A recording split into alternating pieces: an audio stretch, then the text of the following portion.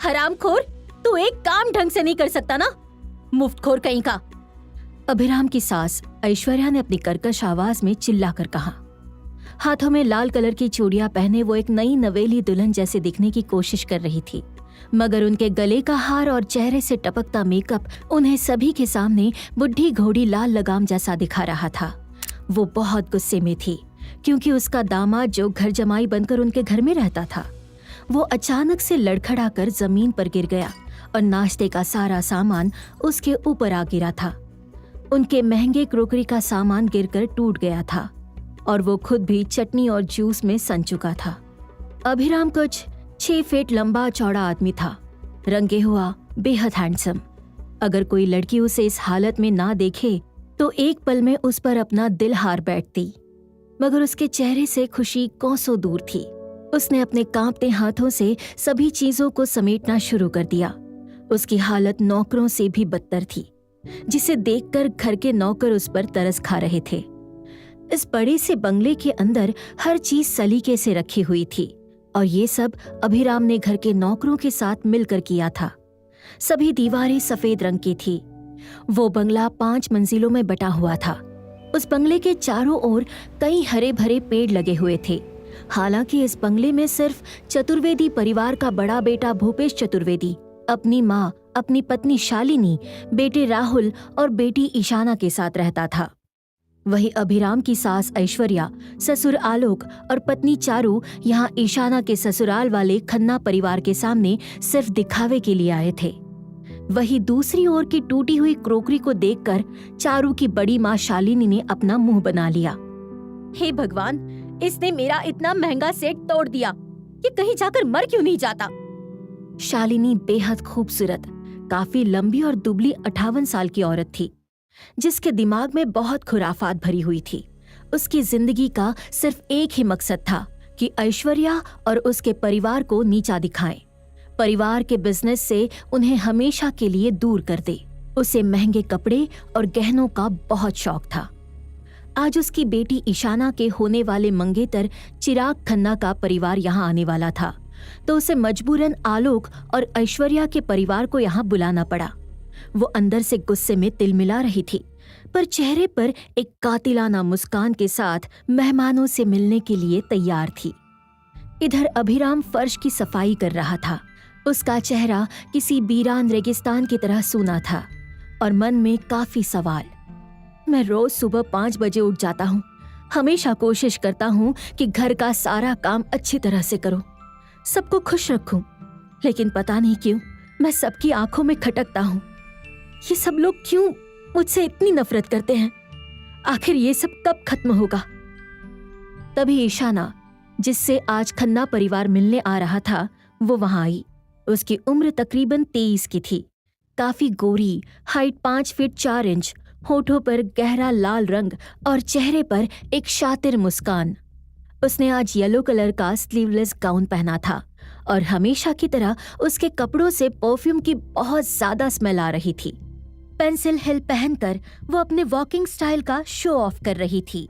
वो कैटवॉक करते हुए अभिराम के करीब पहुंची और जानबूझकर अभिराम के हाथों को अपनी ऊंची एड़ी की सैंडल तले पूरी तरह रौंद कर उसे घूरते हुए वहां से निकल गई।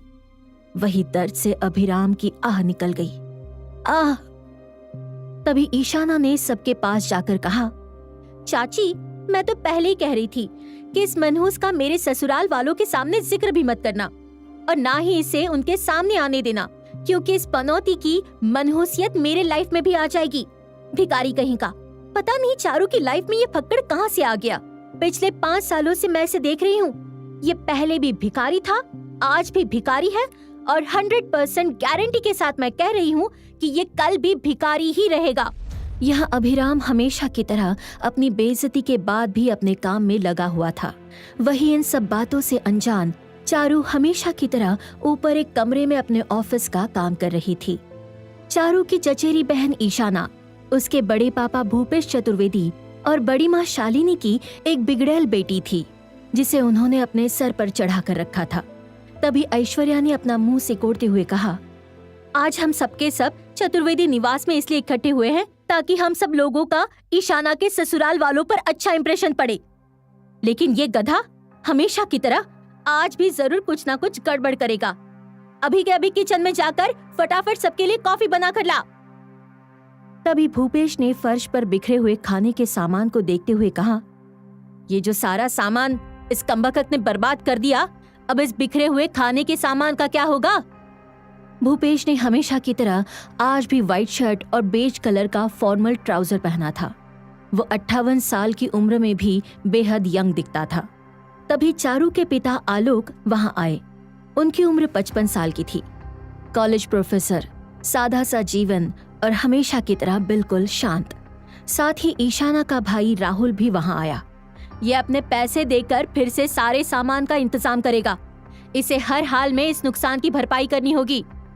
राहुल की उम्र तकरीबन 28 साल की थी। वह लंबा चौड़ा बॉडी बिल्डर इंसान था। उसे क्रीम कलर की टी शर्ट और ब्लू जीन्स पहनना अच्छा लगता था। चतुर्वेदी फैमिली के लोग बेहद गोरे थे, मगर सबके मन काले थे। सिर्फ एक अभिराम की पत्नी चारू ही थी जो इन सब से अलग थी। चारू की बड़ी माँ शालिनी ने अभिराम की ओर इशारा करते हुए कहा, इस फटीचर की इतनी औकात कहाँ कि इतने महंगे नाश्ते के सामान का अरेंजमेंट कर सके। ए नमूने, कान खोलकर सुन ले, ये सारा गिरा हुआ सामान तू खाएगा।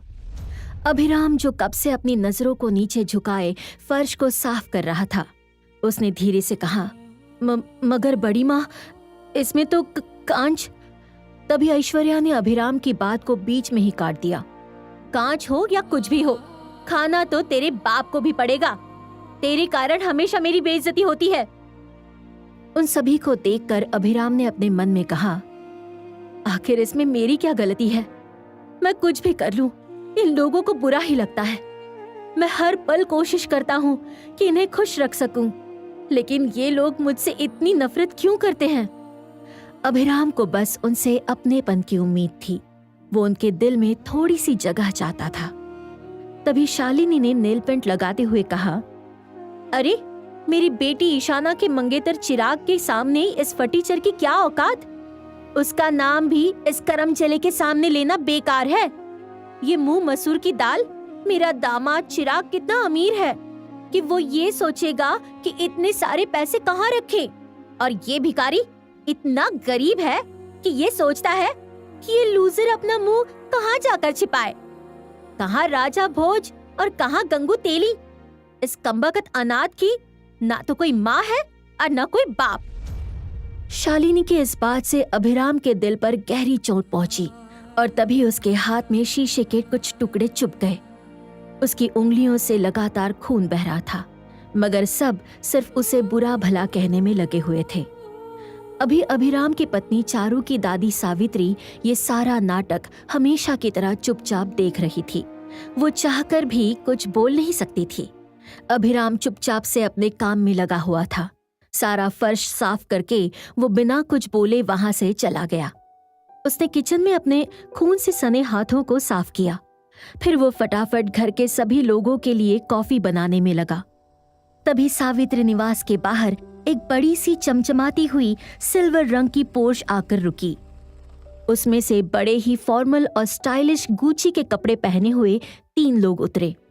मिस्टर समीर खन्ना, जो कि लंबे चौड़े 60 साल के डायनामिक पर्सनालिटी के मालिक थे। मिसेस शिवानी खन्ना, बेहद मेंटेड सेक्सी लेडी जो तकरीबन 58 साल की थी। उनका बेटा चिराग, जो काफी लंबा चौड़ा हैंडसम गोरा चिट्टा कर्ली काले घने बाल। उन तीनों के फॉर्मल शूज उनकी चमचमाती हुई गाड़ी की तरह शाइन कर रहे थे, जिसे खिड़की से झांक रही ईशाना ने देखकर एक्साइटेड होकर कहा, अरे मॉम, वो लोग आ गए, मैं तो बहुत एक्साइटेड हूँ। समीर खन्ना ने घूर कर पूरे चतुर्वेदी परिवार के लोगों को देखा और चुपचाप से सोफे पर बैठ गया, जिसे देखकर उसकी बीवी शिवानी भी उसके बगल में बैठ गई। उनका बेटा चिराग चाहकर भी ईशाना की हेल्प नहीं कर पा रहा था। ईशाना चिराग की तरफ देख रही थी, लेकिन चिराग नजर गड़ाए मोबाइल फोन पर अपने ऑफिस का काम करने में लगा हुआ था। इस सब से इरिटेट होकर ईशाना तुरंत किचन में चली गई। वही ऐश्वर्या ने सीढ़ी के पास जाकर बिना देर किए चारू को कॉल कर दिया। चारू, जल्दी से नीचे आजा, खन्ना फैमिली आ चुकी है। चारू एक 25 साल की स्वीट एलिगेंट लड़की थी। आज उसने एकदम सिंपल सा वाइट कलर का शॉर्ट लखनवी कुर्ता और ब्लैक जीन्स पहनी थी। उसके होंठ गुलाबी रंग के थे और उसके काले स्याह बाल उसके कंधे तक थे। उसकी आंखें काले मोतियों जैसी थी। उसका रंग गोरा और उसके चेहरे पर एक अलग सी उदासी दिखाई दे रही थी। ये उदासी शायद कहीं न कहीं अभिराम को लेकर थी। उसने अपना लैपटॉप बंद करते हुए कहा, ओके मॉम, मैं अभी आई। इधर नीचे ईशाना ने किचन में जाकर नाश्ते की ट्रे अभिराम के हाथों से छीन ली और चेहरे पर झूठी मुस्कान लिए खन्ना परिवार के सामने नाश्ता सर्व करने लगी। लेकिन मिस्टर समीर खन्ना ने कुछ भी टच नहीं किया। वाकई में हमारा बेटा बिल्कुल बेवकूफ निकला। मैं तो ये सोचता था कि जैसे मैंने अपना खन्ना अंपायर खड़ा किया वैसे ही ये भी कुछ करेगा, मगर इसने मेरे सारे अरमानों पर पानी फेर दिया। आप जैसे मिडिल क्लास फैमिली के लोग हमें किस तरह का फाइनेंशियल सपोर्ट कर पाएंगे? मेरे कहने का मतलब है मुझे मेरे बिजनेस को कई गुना ज्यादा एक्सपैंड करना है। क्या आपके पास आपके खुद के घर को ठीक ठाक चलाने के पैसे हैं? नहीं है ना? तभी शिवानी ने अपने पति का साथ देते हुए कहा, इसीलिए तो इनकी बेटी ने हमारे अमीर बेटे को फंसाया है। उन दोनों की ऐसी बातें सुनकर शालिनी ने मुंह बिचकाते हुए कहा, अब ऐसा कैसे? लेकिन शिवानी ने उसकी बात बीच में ही काट दी। जो सच्चाई है उसे आप लोगों को सुनना ही पड़ेगा, और ये जो सेल्फ रिस्पेक्ट वाली अकड़ है ये आप लोगों को सूट नहीं करती। तो आवाज नीचे। ईशाना और चिराग दोनों शॉक में थे। तभी ईशाना ने बुदबुदाते हुए कहा, कहीं इन दोनों बेवकूफ बुड्ढों की वजह से मेरा सारा प्लान चौपट न हो जाए। इधर शिवानी ने अपना मुंह बनाकर कहा, हम लोगों का स्टेटस बहुत बड़ा है। मेरे भाई साहब यहाँ के बहुत बड़े ऑपोजिशन के लीडर हैं। सिर्फ यही नहीं, हमारे मेहमान दुनिया भर के फॉर्च्यून 700 कंपनी के ओनर्स में से हैं। हमारे लिए हमारे गेस्ट बहुत मायने रखते हैं, इसीलिए सगाई होटल मोंटेना में ही होगी, यही हमारा फैसला है। शिवानी की बात खत्म होते ही खन्ना परिवार वहां से निकल गया। वो बिजली की स्पीड से आए और तेज आंधी की स्पीड से चले गए, पर चतुर्वेदी परिवार के सभी लोगों को सांप सूंघ गया। सब पैसों की बात को लेकर परेशान थे। वही अभिराम कोने में एक बुत की तरह खड़ा होकर ये सब कुछ देख रहा था और प्रार्थना कर रहा था, हे भगवान, ये सब क्या हो गया? अब इन सबका गुस्सा एक साथ मुझ पर उतरेगा, और ये खन्ना, जिनके पास पैसे होते हैं वो इतनी अकड़ में क्यों रहते हैं? हे भगवान, ऐसा क्यों हो रहा है? सब ठीक कर दो। अभिराम अभी सोच ही रहा था कि तभी शालिनी ने अपने फ्रस्ट्रेशन में अभिराम को देखते हुए कहा, अगर ये निकम्मा चिराग की तरह अमीर घराने से होता तो हमारे अलग ही ठाठ होते। इस हरामखोर के पैसों से आराम से उस चिराग को हमने अपना नया मुर्गा बना लिया होता। तभी ईशाना ने दुखी होते हुए कहा, मैंने खन्ना में एंट्री लेने के लिए बहुत मेहनत की है। अब चाहे कुछ भी हो जाए, मेरी शादी चिराग से ही होकर रहेगी। फिर ईशाना ने अपनी नाकामयाबी का घड़ा अभिराम के ऊपर फोड़ते हुए कहा, मॉम, मैंने आप सबको पहले ही कहा था कि ये मनहूस है। ये जहाँ जाएगा वहाँ अपनी गरीबी की मनहूसियत लेकर जाएगा और हर काम में इसकी वजह से दिक्कत आएगी। ईशाना की बात सुनकर चारू कुछ कहने ही वाली थी कि ऐश्वर्या ने उसे रोक दिया। वही अभिराम ने सबको नाश्ता सर्व करते हुए कहा, आप लोग टेंशन मत लो, सब कुछ ठीक हो जाएगा। अभिराम को उनकी चिंता थी, पर ईशाना ने उस पर गुस्से में चिल्लाते हुए कहा, सब कुछ कैसे ठीक हो जाएगा? नंगे भिखारी, हरामखोर, कुछ भी बके जा रहा है।